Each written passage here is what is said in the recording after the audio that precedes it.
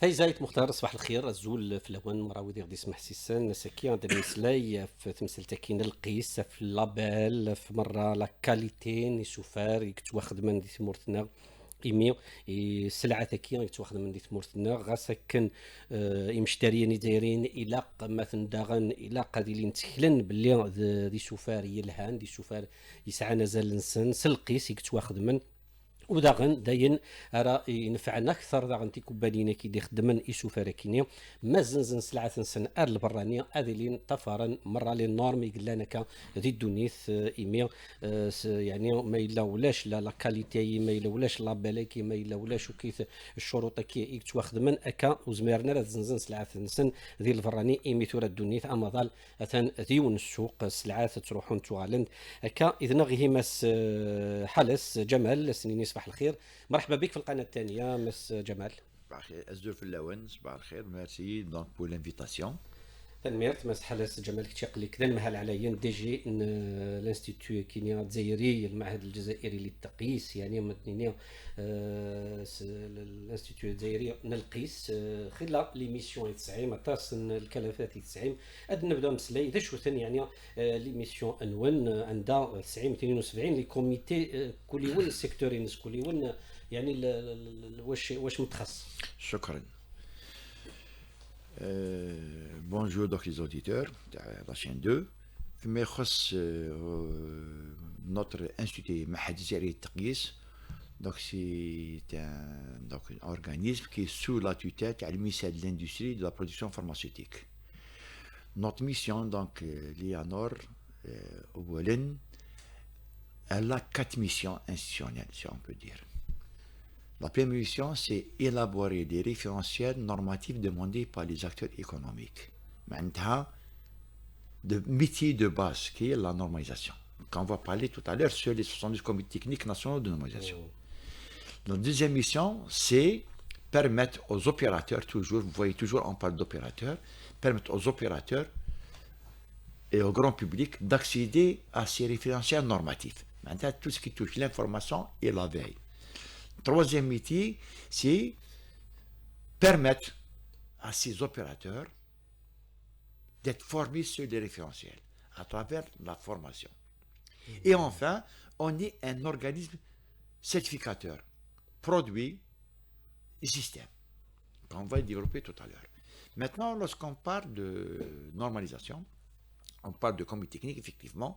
L'IANOR, c'est elle qui coordonne les activités de normalisation. On est le représentant de l'Algérie au niveau des organisations internationales de normalisation, à l'image de l'ISO, l'Organisation internationale ISO, et l'IEC, dans le domaine électrotechnique. Aussi, on représente l'Algérie au niveau régional, que ce soit au niveau de l'Organisation africaine de normalisation, au niveau arabe de normalisation, et aussi, on est membre, l'Algérie, elle est membre fondateur de l'organisation islamique sur le halal, le SMIC. Maintenant, pour la normalisation nationale en Algérie, on dispose de 72 comités techniques nationaux de normalisation.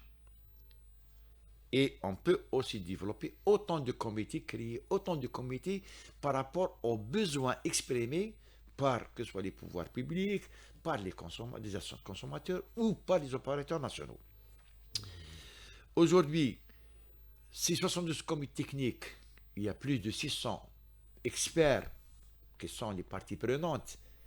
Qui sont ces parties prenantes au niveau du comité technique? L'IANOR, elle coordonne cette activité.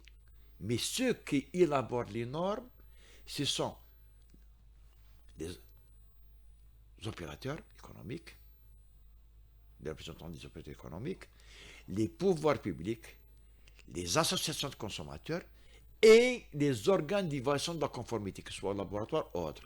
Et l'IANOR, son rôle, c'est de coordonner à travers, elle prend le secrétariat du comité technique. C'est elle qui assure le secrétariat, qui assure donc tout ce qui touche l'organisation de ces réunions-là. Ces 72 comités techniques qui participent au niveau de ces comités, à la date d'aujourd'hui, on a presque 12 000 normes algériennes en vigueur. Ça ne veut pas dire qu'on a élaboré uniquement 12 000 normes depuis 1989, parce que la loi sur la normalisation, la première loi, a été promulguée le 19 décembre 1989. Bien que l'Algérie, elle était membre de l'Organisation internationale de normalisation depuis 1972. Mais on faisait uniquement la normalisation d'entreprise. Ce n'est qu'à partir de 89, c'est-à-dire 90, pourquoi? Parce que la loi a été promulguée en 89, c'est à partir de 90 qu'on a commencé la normalisation nationale. Et depuis ce temps, plus de 20 000, 22 000 normes qui ont été publiées. Mais comme les normes, elles sont révisables, elles sont annulées et autres, aujourd'hui, on dispose d'une collection de normes nationales algériennes en vigueur de 12 000, environ 12 000 normes algériennes. هكا مس حارس جمال صامدة كان يعني الانستيتيوت دايرين القيس ليانور يخدم اما ذيك دي تيمور النغ اما داغن ريجيونال نيغ داغن تيمورات السلمين وداغن تيمور الجناس اما كان يتفهمض يعني كونوي القريش نون كونوي يعني تخدم لا كورديناسيون غير مره ويد يبغى لك باش هادي لي القيس في يسوفار يتسوفوغن وكذاك اما دي معلمان لي زونتربريز هذه اللي داغن بايلك الشارك تيجمعيه عن العامه ويديك تكلفن يعني تحاربن في مشتري داغن لابوراتوار داغن هكا في مسألة كي مرة شدنت وين يتخدم 972 اللي كوميتي تيسقوما يعني يحريشن عندها يتخدم 600 لي زيكسبير يعني مرة وكل الحسابات هكا في القديش نوان لي ميسيون وين نكمل ديما في مسألة كي لي ميسيون داغن غير لي ميسيون نوان سي لا فورماسيون وداغن لا في يعني ما الا وما كتفهم ذا شوت لا في. Très bien. Non, avant de parler de la veille, déjà concernant, parce que lorsqu'on parle de normalisation, de cours techniques, mais il y a autre chose aussi qui est très importante, c'est que ces 72 comités techniques, l'IANOR, dans l'Algérie, elle est aussi membre au niveau de l'Organisation internationale de normalisation ISO. On est membre dans 72 comités techniques, vous voyez, parce que pour qu'on puisse participer au niveau international, dans un comité technique de normalisation, il y a un préalable. C'est qu'au niveau national, il faut que ce comité existe, opérationnel. Et pour qu'on puisse déléguer une personne pour représenter notre pays au niveau de ce comité-là. Donc au niveau international, aussi, on est présent dans 72 comités techniques internationaux de normalisation ISO et dans 3 comités stratégiques. Le même principe, il se fait au niveau régional. Aussi, on est membre de l'Organisation arabe de normalisation, on est membre de l'Organisation africaine de normalisation pour qu'on puisse défendre en amont la position algérienne. Parce qu'aujourd'hui, au niveau international, c'est que tout le travail se fait en amont. Lorsqu'on n'a plus le droit de faire des obstacles techniques non nécessaires au commerce. Aujourd'hui, lorsqu'on normalise dans un pays, on est obligé de prendre des éléments pertinents des normes internationales pour faciliter le commerce mondial. Sauf s'il y a des contraintes. Et on appelle ça les objectifs légitimes. C'est quoi ces contraintes? C'est lorsque, dans un pays, ça touche la santé et la sécurité des biens et des personnes, la protection des végétaux, la sécurité nationale, et tout ce qui touche l'aspect halal. Donc, pour vous dire qu'aujourd'hui, le travail le plus important, il se fait en amont. Pourquoi? Pour ne pas subir la norme. Elle doit dire, la râle parce qu'on n'a pas fait attention. Mais aujourd'hui, non. Aujourd'hui, c'est pour cette raison qu'il faut notre présence au niveau international. Parce que il y a une chose très importante, que le corona maintenant, qui peut être bénéfique même pour nous, c'est qu'aujourd'hui, on travaille à distance. Il y a des plateformes développées par les autres organisations. On n'est pas obligé de se déplacer comme avant. Maintenant, on peut, de notre bureau, donc le comité technique, peut participer activement aux travaux de ces comités-là. Revenons maintenant pour la question qui m'a été posée concernant sur la formation. Effectivement, plutôt la veille et la formation, j'ai commencé par la veille, parce que c'est le deuxième métier. C'est quoi la veille et l'information? Aujourd'hui, l'IANOR, il est le guichet unique de normes en Algérie. À travers son réseau. Pourquoi? Parce qu'aujourd'hui, on représente, en plus des organisations internationales et régionales au niveau national, aussi on représente les organismes de normalisation étrangers en Algérie. Le même principe, nous, si je... Étrangers en Algérie, exemple. Les organismes étrangers, par exemple, je prends le Liban, quelqu'un qui a besoin d'une norme libanaise. Libanor, qui est l'organisme de normalisation libanais, il est membre de l'ISO. Donc, automatiquement, quelqu'un qui a besoin d'acheter une norme libanaise, il passe par l'IANOR pour qu'on puisse le ramener. C'est pour ça que je dis le guichet unique. Au niveau du guichet unique, on a des conventions. Aujourd'hui, toute la collection de normes internationales ISO CVI, on peut les avoir en temps réel.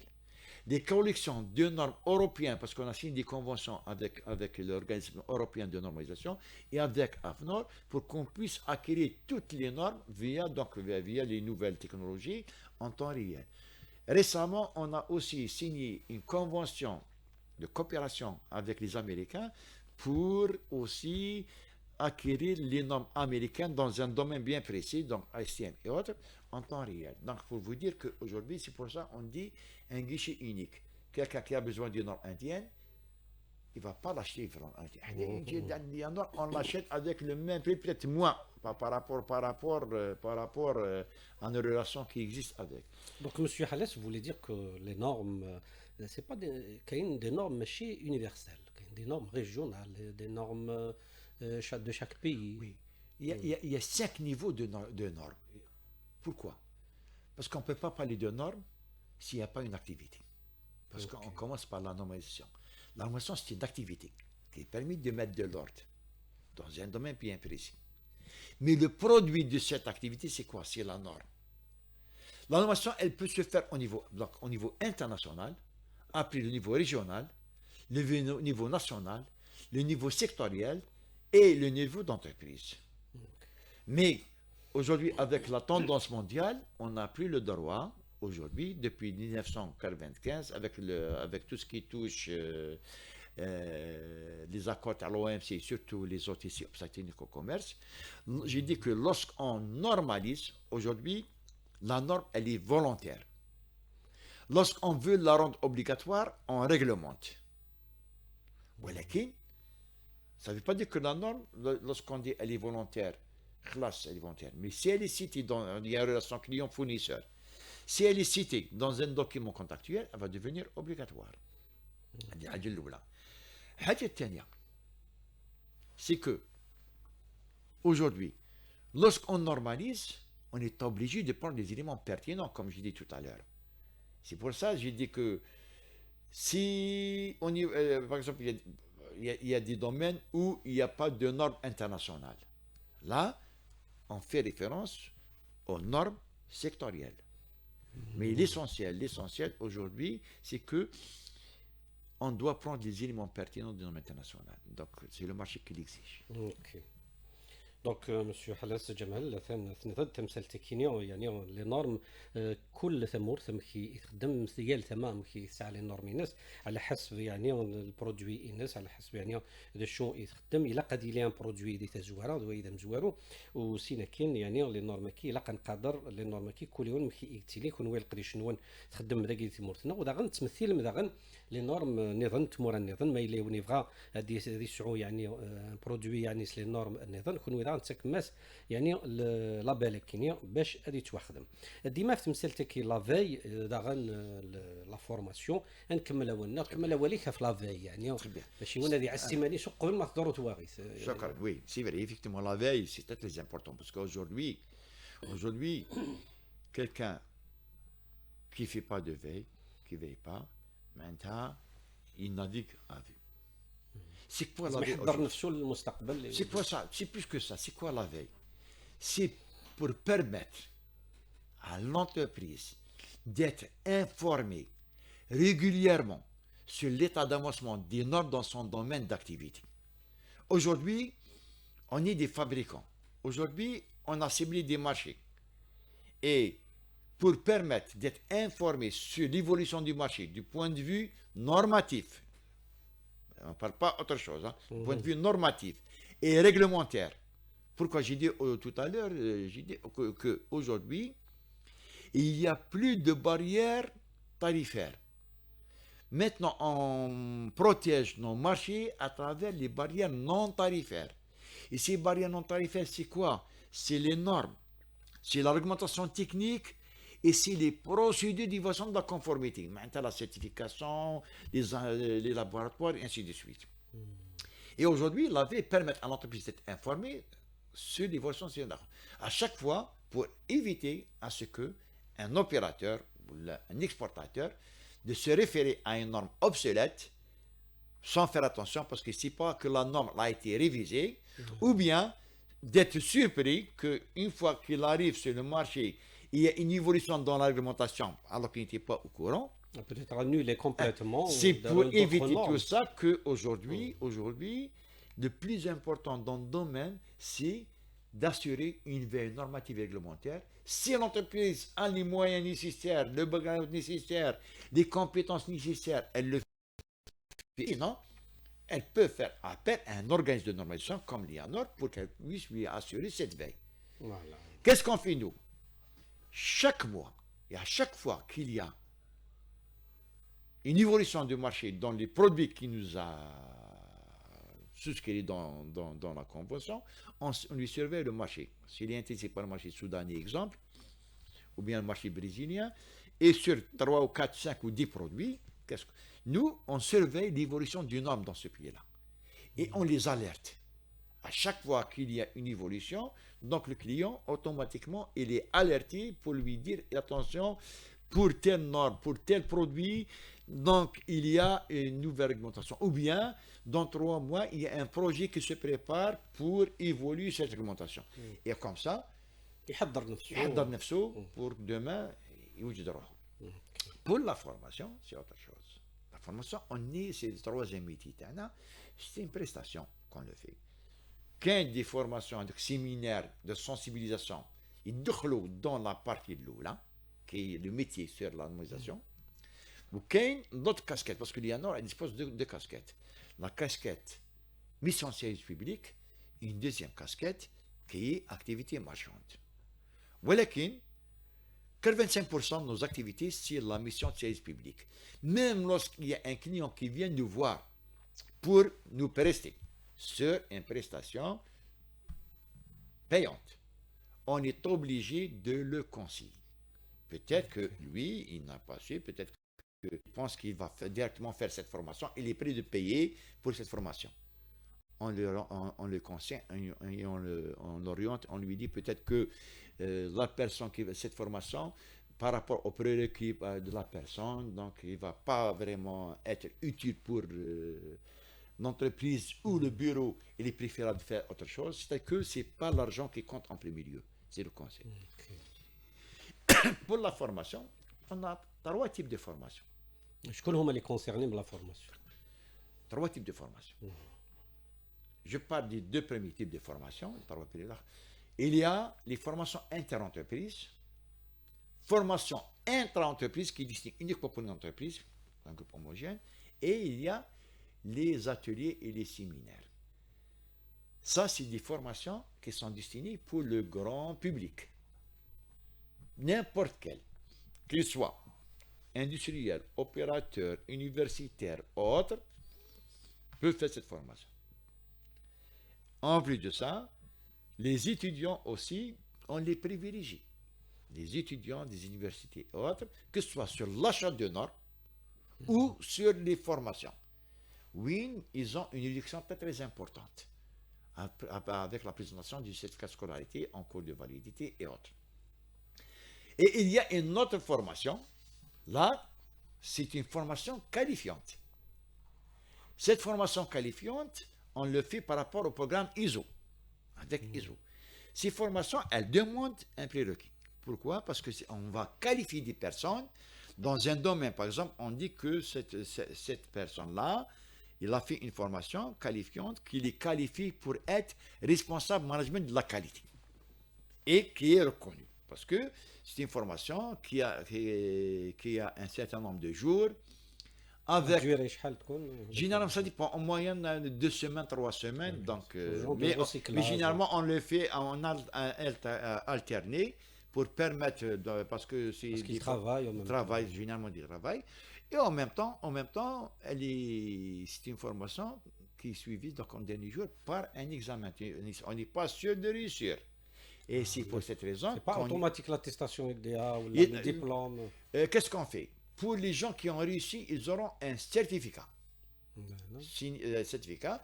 Par contre, ceux qui ne réussissent pas, ils auront une attestation. De participation. Participation. Mais par contre, on lui donne une autre chance lors de la prochaine session pour qu'il puisse refaire la formation moyennant une petite somme pour qu'il puisse واش يدير بها هذيك لاتيستاسيون؟ واش يستفاد بها هو؟ Imagine, بون يقدر يكون étudiant Im- كم يقدر يكون من D'accord. المؤسسة. Imagine lorsqu'on dit qu'il y a un institut de normalisation. Je dis bien un institut de normalisation, membre de l'Organisation internationale de normalisation, qui va vous délivrer un certificat avec les deux logos ISO et ANOR et qui atteste que cette personne a les compétences nécessaires pour faire telle formation, pour occuper telle fonction. Poste. Autre. C'est un C'est un certificat, atout en plus. un atout qui lui permet, donc même au niveau de Il va l'entreprise, mais c'est évoluer, pas uniquement faire- ça, même pour l'entreprise, même s'il ne va pas occuper de poste de responsabilité, il est dans son poste, mais lorsque l'entreprise déjà l'a envoyé, il y a une valeur ajoutée pour l'entreprise, elle a formé une personne pour devenir, par exemple, Partie prenante. HSE, exemple, ou bien pour devenir responsable management de la qualité selon le référentiel ISO 9001. Très bien. Ou bien autre chose. Aujourd'hui, les premiers certificats qui ont été délivrés, déjà, on a formé plusieurs groupes, chacun dans un domaine. Il y a dans la lutte anticorruption, sur le 37 000, système de management de lutte anticorruption quand même. Et, on a fait 2 ou 3 groupes donc, dans ce sens. Très prochainement, il y a d'autres qui sont intéressés par la responsabilité sociétale des organisations et toujours selon un référentiel normatif. C'est ça que demain, nous, on ne fait pas de la formation en dehors des référentiels. D'après les besoins, c'est d'après C'est par rapport aux besoins et par rapport à c'est-à-dire que lorsqu'on qualifie une personne, on le qualifie par rapport à un référentiel, par rapport à une norme, ou des normes. هكا نمسلايد مس حالس جمال كي تيقلك تنمهال على ين ليانور سيتو دزايريان ان القيس نمسلايد في لافاي لا فورماسيون وداغن سعيم يعني نيغن 80 لي تيم دو فورماسيون عندكم بلوس دو 80 تيم. Plus de 80 thèmes de formation. C'est-à-dire qu'aujourd'hui, oui, parce que c'est un métier. Aujourd'hui, notez que par exemple, pour 2023, c'était notre force de frappe, la formation. C'était la force de frappe de l'IANOR. Et aujourd'hui, parce que, imaginons que le nombre de référentiels qui existent. Parce que lorsqu'on parle de formation, lorsqu'on parle de référentiel, c'est que uniquement dans le domaine de la normalisation, dans le domaine des normes et autres, au niveau des systèmes de management, on a une douzaine, une quinzaine de systèmes. Sur la qualité, sur l'environnement, sur la sécurité de l'information, sur tout ce qui touche la responsabilité sociétale, sur le management de risque, management de projet, et ainsi de suite. C'est que tous les domaines d'activité sont normalisés. La majorité sont normalisés. Et pour chaque métier, il y a un référentiel. Moi, je ne vais pas vous former pour devenir par exemple, responsable des ressources humaines. Moi, je forme celui qui travaille dans les ressources humaines pour le normaliser, pour travailler selon une norme internationale. D'accord. Moi, je ne vais pas aussi former un ingénieur. Mais je vais former l'ingénieur qui est ingénieur, que je vais le former sur un référentiel qui le concerne, pour qu'il puisse travailler selon des normes internationales. C'est ça la différence. Moi, on n'est pas une université. Former des métiers. On ne forme pas le métier. On forme le métier qui est la normalisation. En face de moi, on a les différents secteurs. On a différents secteurs qui sont spécialisés dans le domaine, qui est ingénieur ou autre dans la spécialité, et on le forme et on le qualifie selon un référentiel qui le concerne. Peut-être un mot, Monsieur Halas Jamal, يعني pour les étudiants يحبوا يدخلوا في الدومين هذا يديروا لا سبيسياليتي هذه تاع لي نورم لا نورماليزاسيون لا سيرتيفيكاسيون شكون هما اللي معنيين بامر لي étudiants سي تاع الكوميرس تاع ليكونومي. Très bien. Je vais vous dire une chose. La normalisation, elle touche à tout. C'est ça, parce que souvent, lorsqu'on parle de normalisation, nous faisons oublier comme quoi elle touche uniquement l'aspect industriel et réalisé Industriel, industriel. e-commerce, Alors que, santé. alors que aujourd'hui, le commerce mondial, il suffit à plus de 75% à travers les services. Voilà, les services. Ouais. Aujourd'hui, la normalisation, elle touche l'ensemble, y compris les mathématiques, l'ensemble des domaines d'activité. Je dis bien, l'ensemble des domaines d'activité. Aujourd'hui, pour les étudiants, effectivement, les étudiants, aujourd'hui, on les encourage. Il y a des fois, on les fait rentrer, même gratuitement de temps en temps. On fait aussi quelques tentatives au niveau des universités. On a fait pas mal de conférences et autres pour leur inculquer, que ce soit l'université de Blida, que ce soit à Boumerdès, que ce soit au niveau de Bebzouar, à chaque fois que l'occasion se présente. Plus que ça aussi, on essaie aussi d'intégrer dans quelques étudiants dans nos cycles de formation avec un prix symbolique. Pourquoi? Parce que c'est pour les préparer à une activité, parce que demain, ils vont rentrer dans une vie active, professionnelle. Et le fait déjà, une personne qui a une plus-value par rapport, c'est que il a commencé à travailler, bon, pas travailler, mais il a des informations, il est formé sur c'est quoi l'harmonisation, à quoi ça sert l'harmonisation. En même temps, ici, parce qu'aujourd'hui, c'est le management, c'est le système de management de la qualité et autres qui prime au niveau des entreprises. Donc, lorsqu'il est recruté déjà, il est préparé. Mais il trouve déjà ici, c'est quoi? C'est quoi une cartographie du processus? Ici, c'est quoi une procédure? C'est quoi un processus dans le domaine de la qualité? Ici, c'est quoi l'amélioration continue? Parce qu'aujourd'hui, si on parle de la qualité, et généralement peut-être la route diming, non pas peut-être que Maderhaj dans son cursus universitaire, mais une fois il fait ces formations-là, chacun dans son يلقاها domaine, il تما. part. فوالا. مسحالة جمال يعني سحارة تسن الوقت دن مسلايدا انا فتسن نسقسيا نسعى كيو انا دير تمسات لا سيرتيفيكاسيون وكي غير لي ميسيون يتسعين. Très bien, effectivement. Donc, oui, c'est le dernier métier. Donc, c'est notre métier qui concerne la certification. Et j'ai dit tout à l'heure, on a 3 types de certification. Vous savez, dans la certification, il y a la certification. Donc, dans le domaine de la certification, il y a la certification système, produit et personne. Aujourd'hui, nous, on est sur 2 certifications. Produit, système, plus un label. Pour le produit, on a une marque nationale qui s'appelle TEJ. C'est quoi TEJ? En arabe, Tawljim, Taqis Jazairi. Pourquoi? Parce qu'on certifie par rapport aux normes algériennes. Et là, c'est les produits industriels. C'est que, aujourd'hui, quelqu'un, une entreprise, qui veut se démarquer par rapport à sa concurrence, qui veut aussi donner confiance à ses consommateurs que mon produit est constamment vérifié, contrôlé à travers la certification, parce que la certification est une différence. Hein. C'est que son produit, c'est pas prendre un lot de produits, ou dans un laboratoire, on a un certificat de conformité. Non. Certification, c'est autre chose. Certification, c'est que le système, selon la norme ISO EC 17065, c'est qu'il y a on certifie le process. Il y a le process, tu as le produit, plus... La traçabilité depuis oui, le début. process, tu as le produit. C'est-à-dire qu'il faut, même si tu as un produit, si tu n'as pas mis une assurance qualité, il y a quelque chose de plus. Elle dit d'une part. Secondo, avec des audits de surveillance.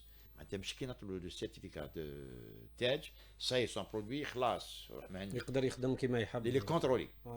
Les contrôler. Plus que ça, chaque année, il y a un audit de renouvellement. Plutôt audit de surveillance. اسكو هو اللي بروبوزي باش تجيو يدير لوديت ولا نتوما تروحوا؟ Non, c'est nous. C'est que l'audit, il est programmé parce que dans l'audit, donc après 12 mois, dans les 12 mois, il y a un audit. Mais aussi, il y a des audits inopinés. Voilà. Il y a des audits Programmé, inopinés. inopiné encore Mais quel que soit, il est inopiné.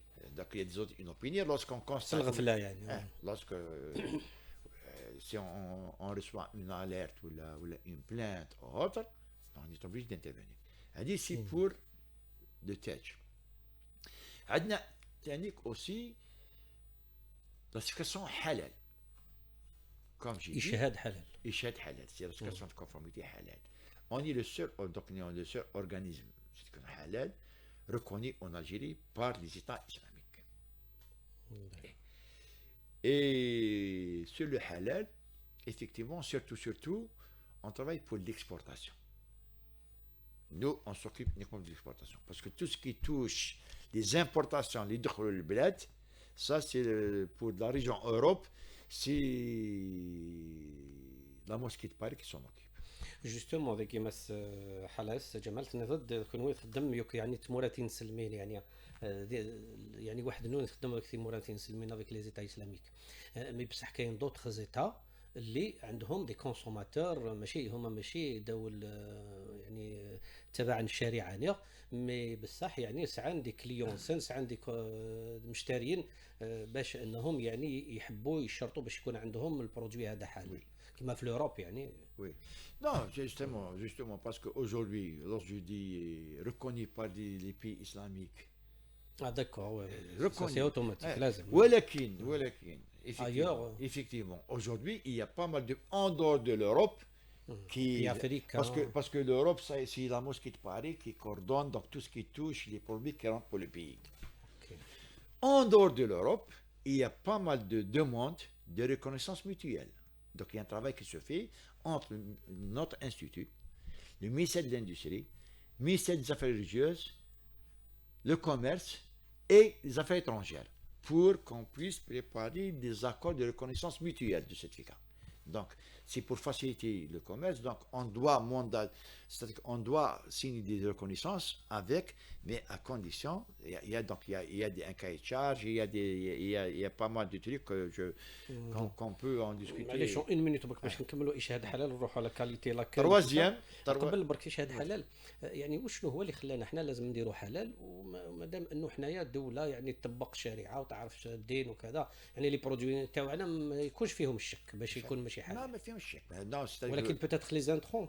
moi j'ai dit que pour nous, c'est surtout pour l'exportation, pour bosser l'exportation, parce que c'est une exigence. Ah, le produit, ولكن hein. pour les intrants,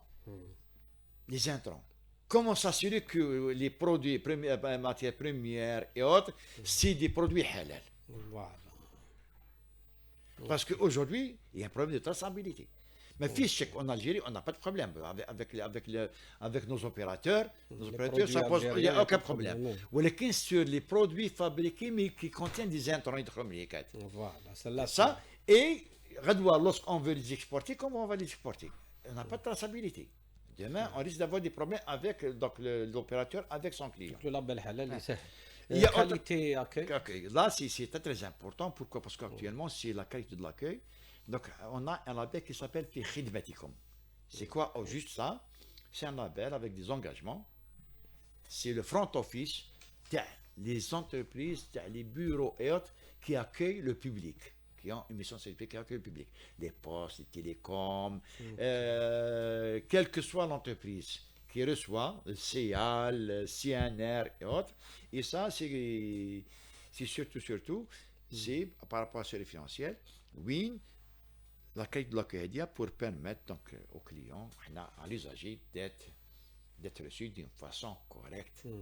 Et avec la numérisation, t'as dit. Oui, il y a beaucoup de critères. Sur les 14 engagements, il y a beaucoup de choses. Voilà. Et enfin, depuis cette année, donc, on est devenu aussi un organe certificateur système. Donc, l'IANOR, Système management. Système management 9001 sur le management de la qualité, 14 000 sur l'environnement, et enfin 45 001 sur santé, sécurité au milieu de travail. Donc, aussi, l'IANOR, elle vient de passer à un autre palier dans le domaine de la certification. Merci, تنمير تعطيك صحة. Merci, Marc.